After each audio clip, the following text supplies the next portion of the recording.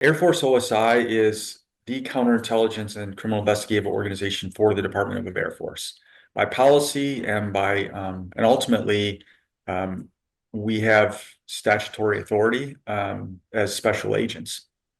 So within the Air Force, no one else can do counterintelligence.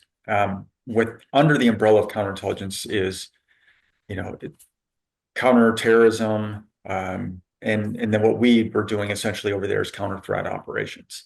So what Department of Defense did is they set up throughout Iraq, it's called a Strategic Counterintelligence Directorate. And so, or SKID for short.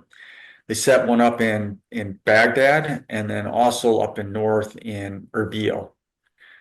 So, like my team, my detachment, right? We were doing essentially tactical counterintelligence, counter threat operations. Our focus was very, very different.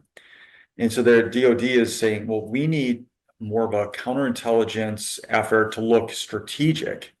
And that's where a lot of the focus was on Iran and what they were doing, you know, in terms of disrupting the Iraqi government, any effort there. And then also from the SKID standpoint of is looking long term at a future Iraq. And so I was slotted to go to one of the skids to be on a team in Baghdad. And so I had gone through, it was about a month long specific, back then it was called Advanced Deployment Operations course. It was a lot of focus on running sources, shoot, move, communicate, all the things that you would expect, surveillance detection, the whole deal. Days before I graduate, I get word that my deployment's been canceled. Now, keep in mind, right? Like your whole focus, like everything, right? And your family, they're ready to, it's a lot to go through. Right. You prepare wills, you do the whole gamut.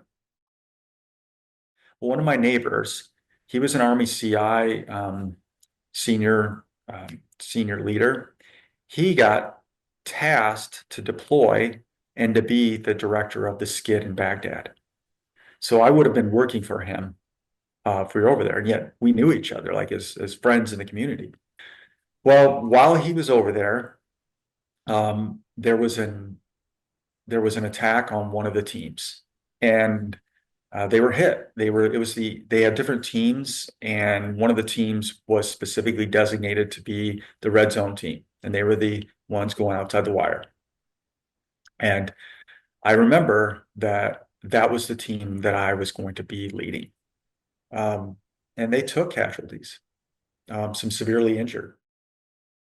OSI, um, we had secured agreements with Air Force security forces. They're like the MPs, but they also do security. So they had put together a team, and they were under my tactical control. So I had a huge element of security forces. We called them the tactical security element that were in our compound, and they were under my tactical control. And then they also got us analysts. So I had a couple of analysts dedicated, and then I also had a couple of that were also in our compound. We had crypto guys, and they were invaluable, by the way. And and then of course we had agents, and then I had staff support. So when you looked at where we were from an OSI, just sending in a few agents to suddenly this huge compound that we were the only Air Force sanctioned outside the wire team at that point, like on our base. And notwithstanding, there were certain specialized, like some of the task forces that had Air Force. But in terms of actual Air Force unit, we were at that point, we were the only ones that were sanctioned on a day-to-day basis to have freedom of movement to go outside the wire. I mean, we were a combat team. Not only did we go outside the wire, but we were building every single day, we were building target packages because we were dismantling networks that were attacking coalition forces. And we were I mean, at some point, we were doing up to two operations a week. And when I say that, we put together target packages, and then we go to an action arm, and then we would do capture kill operations. So add that plus every single day we were going out and meeting with Iraqi police and other security services in the AOR. So between that and then in the evenings we were doing these capture kill operations with a an action arm. When I was selected for the deployment, my entire focus was on the job and getting as much information, communicating with the current commander who was there as much as he could, because he was obviously in a war zone, leaning as much as I could, but understanding that this was the North. Like what I had prepped for in Baghdad was going to be completely different. So it was strategic in Baghdad, tactical in Kirkuk. It had to be. Like it just absolutely had to. And that's not to say that we didn't report on more strategic level issues, but I literally every day it was about trying to save lives. It literally was. That's what our whole purpose was, to try to go after these networks to get as much intelligence about any attacks, planned attacks, and then at the same time dismantle networks. And that's what we were doing. We were pumping out intelligence reports. So, and then ultimately trying to action off of those intelligence reports, including other sources too. If there were other agencies out there, collectors, we would use their reports too. The other important point that I want to make is because it was going to be more Kurd dominated, I went and I just poured through Kurdish history. I poured through it. And I even picked up a little bit of some of the language, although you don't really learn until you get there. But I wanted to understand that.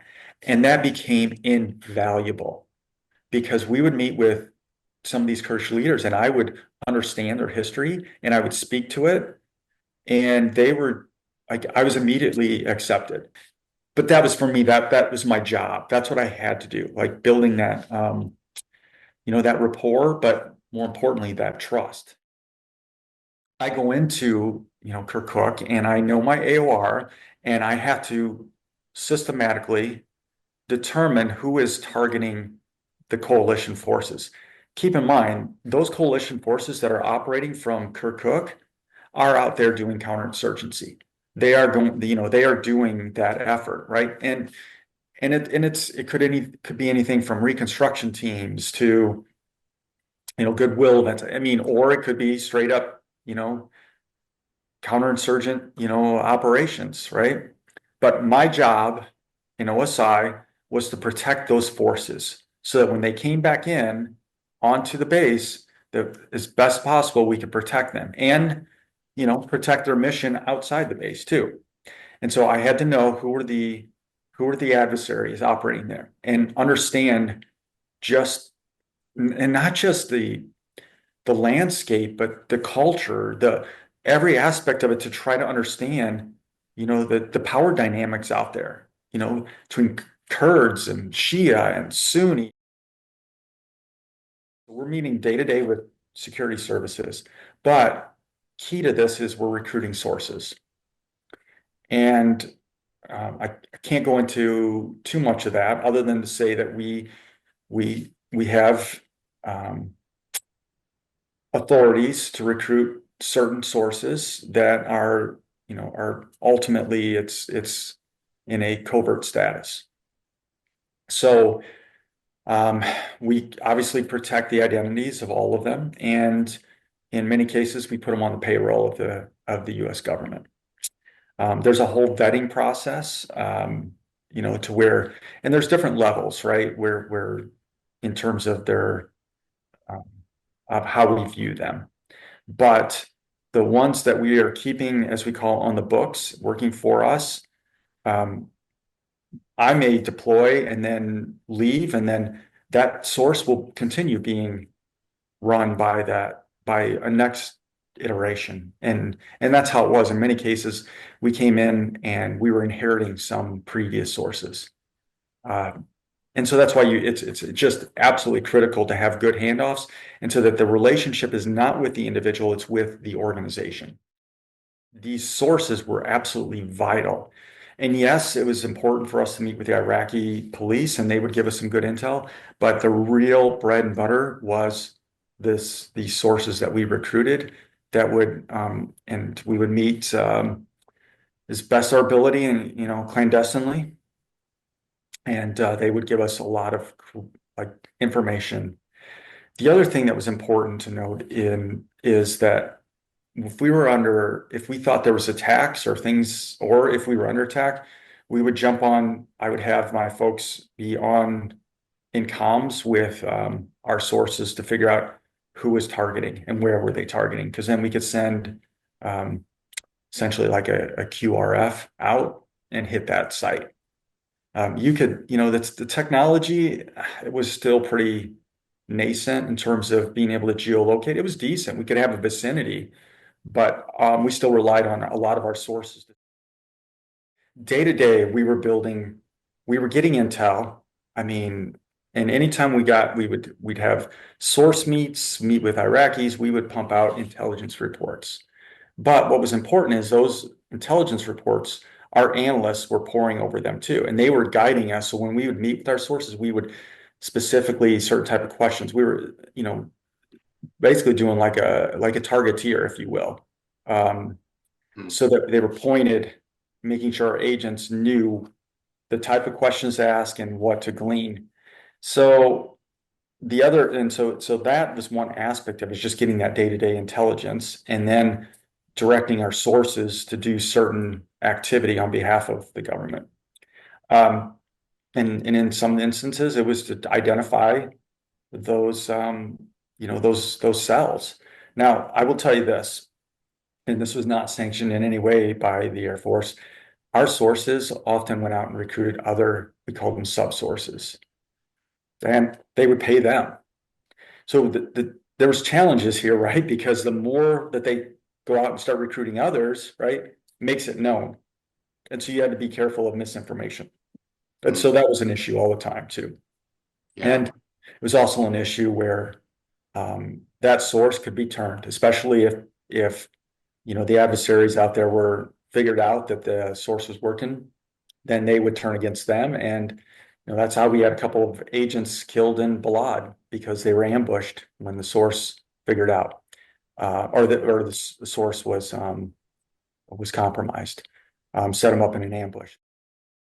We're building intel to identify who is in this cell and who is operating out there. And so so the Army had a specific process of, like, you had to have two separate, completely distinct intelligence reports identifying individuals, right? And you had to always be careful of circular reporting, duplicate reporting. But at the minimum, you had to have at least two separate and distinct reports. But you took that and then any other intelligence associated with their activities, as much as you could, and you put it into what we call a target package. And really all it is just you're putting together a kind of a storyboard, and it has all the sort of intelligence that you've collected in in this storyboard. Now, when I say intelligence, it's more than just our like we were going after certain individuals, but we would also pull other reporting and any reporting that we have. But for us, it was about focusing on, again, those you know cells that were operating and targeting coalition forces. So once you got what we thought was a good target package, then you went and you sold it, as we said, to an action arm, because we weren't door kickers. Yes, we were trained, and if we could theoretically hit a target, but look, I'm former enlisted Marine. I know what they do every single day. They train and train and train to kick doors down. Like for an OSI agent, I used to have to remind them, like, it's all up here. This is what the U.S. government, the military, has trained you to do, is to think and type and meet with people, right? You're not trained day to day, because that's all they do every day, is train to kick that door down. So we go out and we sell the target package to an action arm. And I could sell it to anyone I want. I could go to well, we had special forces. I had there was a battalion, army battalion, who traditionally were tanks, but they didn't have tanks, and they were on the base. Instead, they were in MRAPs, and actually at that time they were up armored Humvees. So we went to them, and they were great to work with. They were excited about it. And then at some point, we actually went to the Iraqis and action targets with Iraqis. So anybody who we thought could, action a target. Now, mind you, there's always a deconfliction process too, to make sure that there wasn't anyone else going after it. Because you also had, special ops task force. I mean, they basically could do what they wanted. But so we had we worked with them. They were going after like tier one targets. So, we were like tier two, tier three. And then you also had um, attached to you, you had a quick reaction force just in case something happened, then they would come out and Well, so we had, or how would that so work? yeah, so we had attached to me where it was a tactical security element. Okay. And these are individuals who, they're all like trained, like we're all full up MRAPs, 50 cals, M60s, our M249 saw. I mean, they're full up, they can hit targets, and they were there to protect us as well and protect that mission. So yes, theoretically we could hit the targets with them, but their job was about protecting our mission and our folks. And so they weren't necessarily a QRF because they would go out on the missions with us. If we were doing day-to-day missions with where I was liaison with the local police, they were with us. They essentially took us to the sites, and we would plan the missions together with them because their whole purpose was to make sure that the agents and that associated mission was not compromised, in the sense of coming under physical attack.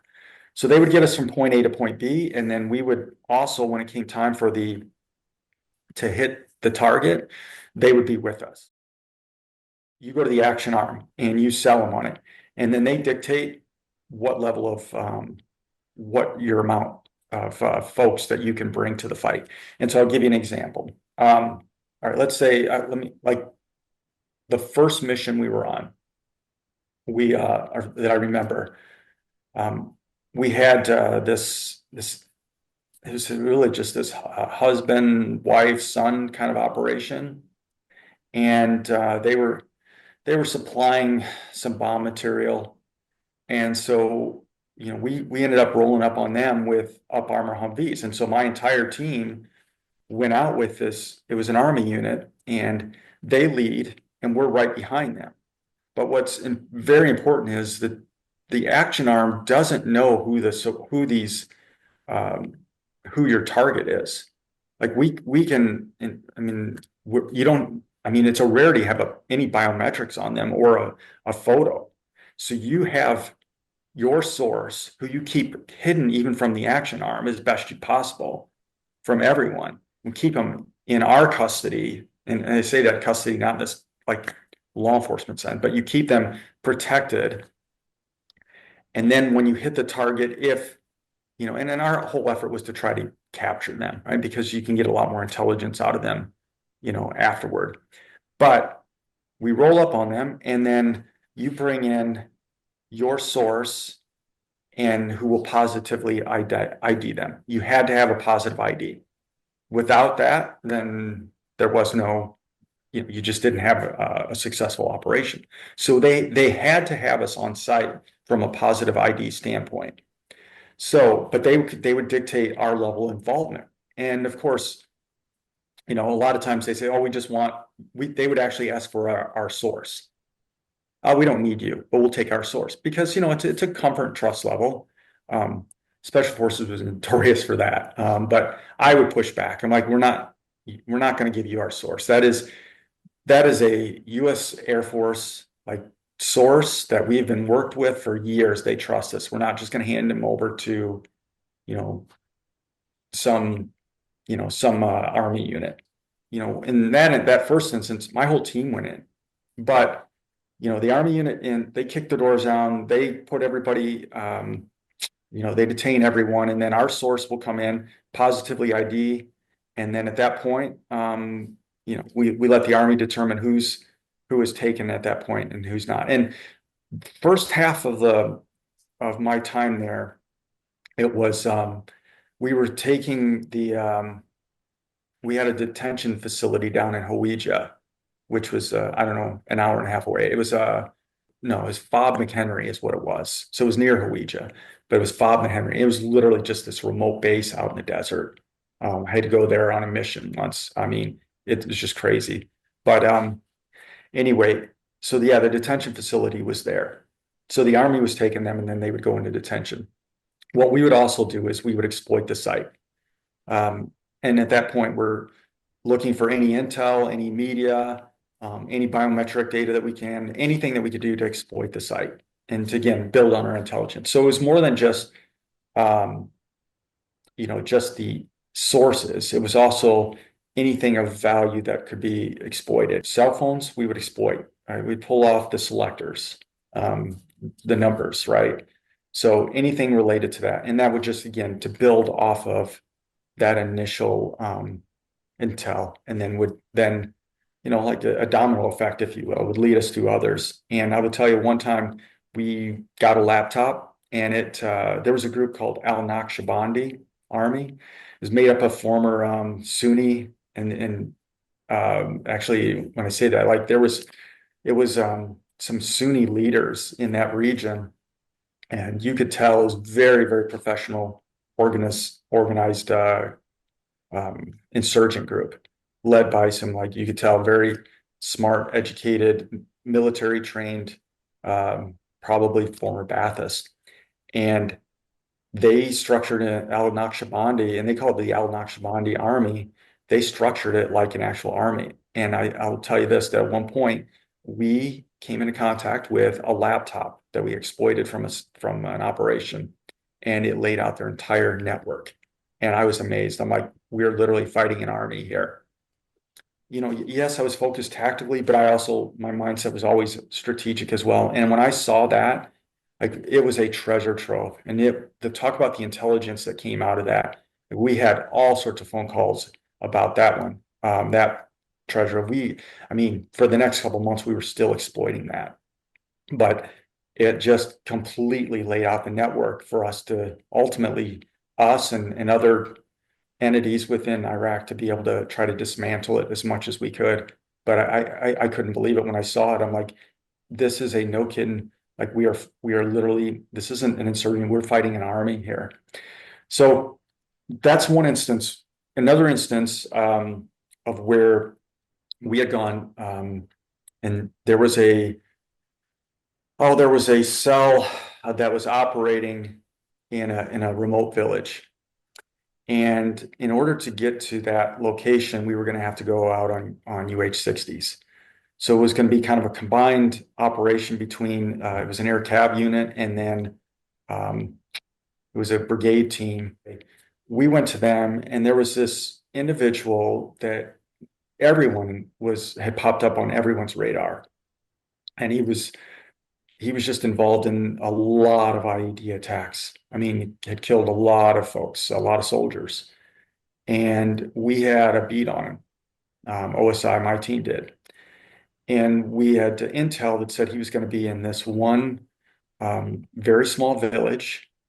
And the only way to get into that was by helo, do it airdrop. And so the Army unit is like, look, we can't take your whole team. So what I did is I took, a couple of my agents, our interpreter, and myself, and we flew in on these UH-60s. And I'll tell you, that night, it was interesting, to say the least, because, I obviously I had never done something like this. I mean, when I was in the Marine Corps, we did a lot of training, but nothing like this even.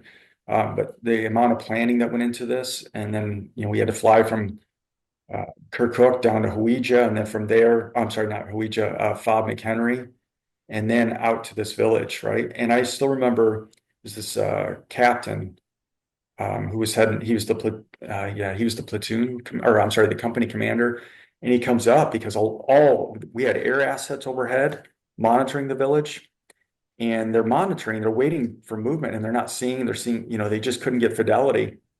And I remember we're hanging out at this point, and this company commander comes up and he goes, we're not seeing anyone. We're not seeing like we're not seeing the target.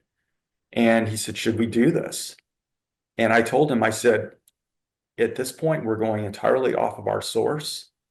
And keep in mind, I'm day to day, I'm not running sources, it's the agents who work for me, right? But obviously they work for me, and I know these sources, I know so much about them. And I knew my agent who was running the source. And he was all about, we got to hit this target. We have an opportunity here. And he was right. But from my standpoint, I'm always weighing risk versus reward, especially because you could take on casualties. You don't know what you're getting into, especially this village where nobody had been in I mean, for all I know, the entire war. So he comes up to me and he goes, what do we do here? I said, it's 50-50. That's my best guess. If I were in your position, I don't think I would do it because you're going in, and if he's not there, we've scared him off. And ultimately, they made the call to go in, even with me saying 50-50. I'll never forget it. We're flying, and I mean, we're just like, felt like we were 100 feet off the deck. And I remember being in this UH-60, doors are open, and it was a little bit chilly in the air. And I mean, it's like 2 o'clock in the morning, something like that. And I remember looking down at my watch and seeing the time, but I also looked at the date, and it was my daughter's birthday. Mm. And this was intense. I'm telling you, it was just intense. And all I thought was, I am not going to die on my daughter's birthday. Like that's not going to happen. So, we had that sort of moment of like my life, like in the big picture of, okay, yes, I'm here in this moment right now, and we got to do, but I had this life afterward, and I was not going to die that day. So, anyway, we press forward. We come into the village, and we hit, and there's smoke and flashbangs and bang, bang, bang. It's thrown out, and mind you, like, okay, we're not door kickers, right? But we're just a small group within, and they're like, okay, here's where you just follow this platoon right here. And I mean, it was absolutely intense, like intense. And especially when you hit the target with helos, and so ultimately um we break they end up finding a couple like areas that have been secure, and they found some weapon caches and other things. But as it turned out, the target had at some point between that window of us trying to determine whether to hit or not had left in the middle of the night. Mm. So now the helos come back in, we all get on it, and we're literally flying back to Fob McHenry. And so it's crazy. My agent says, just got a call through, again, the source. We have our source with us, Yeah. but they've got sub sources. And they said, yeah, left at the target had left at this time, and it was like a mile away. And literally we flew over where they were at. And they were saying, yeah, you're flying over us. And so we relay this, but this is how sometimes our US military works, right? Nope, we didn't put together, we got to put a whole operation together. We can't just suddenly pivot like that. And we literally, just like that, had this whole operation hit this village with a 50-50 chance, in my opinion. And then who'd left during that window, right, of them to try and determine whether to go or no go. And then we literally figure out where they left to, and we fly over knowing that that person was down there, that we had spent all that resources to go in.